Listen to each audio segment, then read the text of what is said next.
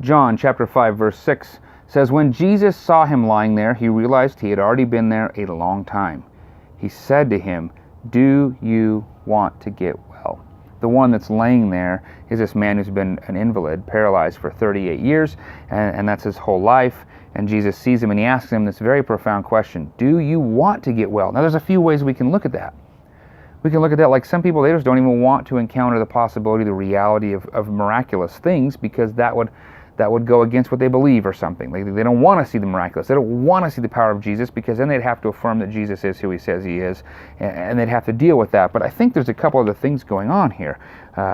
One, maybe some people would argue that the guy just likes this state of life, and that's why he stays in this state of life. And then they would equate that to things like, people who are addicted to drugs and don't want to get any better. But in fairness to this guy, you don't just sort of automatically walk away from being a paralyzed invalid. So, but there's still a profoundness to the question, is this what you want? Is this the life you know? Are you good with this?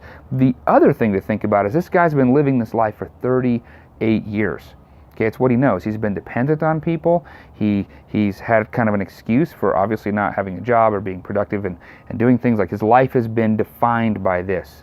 And if Jesus says, "Get up and walk," it's going to change everything. He no longer has that excuse. He's going to have to go out and get a job. He's going to have to go maybe work for the things that he needs rather than just asking other people to help him. He's going to have to explain this to people like crazy, and he has probably no skill and no trade because he's been paralyzed for 38 years, unless he's an older guy and was paralyzed after he learned a trade, but still 38 years of not practicing, not doing it. This changes everything. And Jesus is saying, hey, look, before we do this, I'm asking you, do you want to see this change? Everything's going to change for you. Are you ready for that?